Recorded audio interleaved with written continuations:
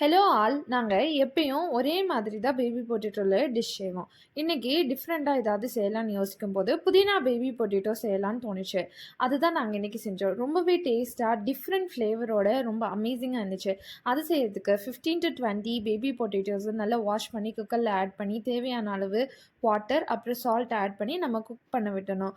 ஒரு விசில் வர வரைக்கும் குக் பண்ண விட்டுறணும்.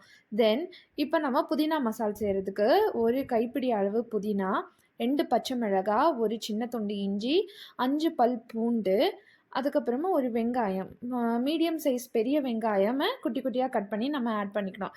இதில் நம்ம தண்ணி ஊற்றாமலும் அரைக்கலாம். தேவைப்பட்டால் கொஞ்சம் தண்ணி ஊற்றி நல்லா நைஸாக அரைச்சி எடுத்துகிட்டு வரணும். இதை தான் நம்ம பேஸ்ட்டாக யூஸ் பண்ண போகிறோம். ஸோ மீன் டைம் எங்களுக்கு பேபி பொட்டேட்டோ நல்லா குக் ஆகிடுச்சு. இப்போது நல்லா குக் ஆன பொட்டேட்டோஸை இன்னொரு பாத்திரத்துக்கு ட்ரான்ஸ்ஃபர் பண்ணிவிட்டு அது கொஞ்சம் ஆறுனதும் அதோட தோலை நம்ம உரிச்சு எடுத்துக்கலாம். தோலோடையும் சாப்பிட்லாம். பட் எங்களுக்கு தோல் பிடிக்காது. அதனால் நாங்கள் தோலை ரிமூவ் பண்ணிடுவோம். இது கொஞ்சம் சூடோடு இருக்கும்போது உரிச்சா ஈஸியாக இது உறிஞ்சு வந்துடும். ஸோ அதோட தோலை நல்லா உரித்து எடுத்ததுக்கு அப்புறமா இதை நம்ம 2 or 4 பீசஸாக கட் பண்ணலாம். அப்படி இல்லைன்னா முழுசாக கூட நம்ம போடலாம். ஏன் நாங்கள் 2 பீசஸாக கட் பண்ணுறோன்னா அப்போ தான் அந்த மசாலா நல்லா அந்த உருளைக்கிழங்கோட மெர்ஜ் ஆகும். அதுக்காக தான் 2 பீசஸாக கட் பண்ணுறோம். அப்படி இல்லை இன்னும் இந்த பேபி பொட்டேட்டோ ரொம்ப சின்னதாக இருந்துச்சு அப்படின்னா நம்ம அப்படியே கூட போட்டுக்கலாம். நெக்ஸ்ட் ஒரு பேனில் ஆயில் ஆட் பண்ணிவிட்டு, இதுக்கு கோகோனட் ஆயில் ரொம்ப டேஸ்ட்டாக இருக்கும், ஆட் பண்ணிவிட்டு அப்புறம் கடுகு போடணும். கடுகு ஃபுல்லாக வெடித்ததுக்கு அப்புறமா ஒரு 2 கொத்து கறிவேப்பிலை ஆட் பண்ணணும். ஆட் பண்ணிவிட்டு நம்ம கிரைண்ட் பண்ணி வச்சுருக்கிற அந்த மசாலா பேஸ்ட்டு அந்த ஆயிலோடு சேர்க்கணும். இப்போது ஒரு 5 மினிட்ஸ் இதை கொதிக்க விடணும். நல்ல எண்ணெய் பிரிஞ்சு வர வரைக்கும் இதை வதக்கி விடணும். தேவையான அளவு மஞ்சள் தூள் போட்டால் கலர் கொஞ்சம் என்ஹான்ஸ் பண்ணி கொடுக்கும்.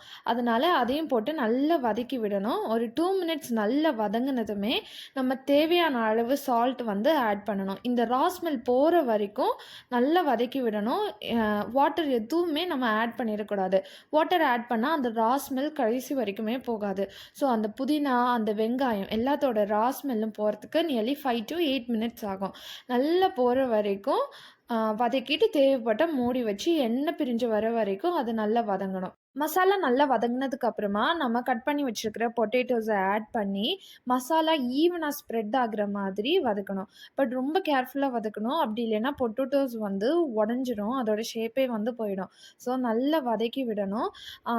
அதுக்கப்புறமா இது ஒரு 20 மினிட்ஸ் நம்ம அடிக்கடி கிளறி விடுற மாதிரி இருக்கும். ஒரு 2 மினிட்ஸ்க்கு ஒரு வாட்டி நம்ம கிளறி விட்டுட்டே இருந்தால் தான் அடி பிடிக்காமல் இருக்கும். தேவைப்பட்டால் நம்ம ஆயில் ஆட் பண்ணி இந்த மாதிரி நம்ம கிளறி விட்டுட்டே இருக்கும்போது அந்த மசாலா நல்லா சுண்டி பொட்டேட்டோவோட சேர்ந்து இது ரொம்ப டேஸ்டியாக இருக்கும். கிளறி விடும்போதே அந்த ஸ்மெல் அந்த அரோமா வீடு முழுக்க ஸ்ப்ரெட் ஆகும். அவ்வளோ சூப்பராக இருக்கும். இந்த புதினா பேபி பொட்டேட்டோவை நம்ம வெறும் சாதத்தோட அப்படி இல்லைன்னா ரசம் சாம்பார் இது கூடயும் பேர் பண்ணி சாப்பிட்லாம்.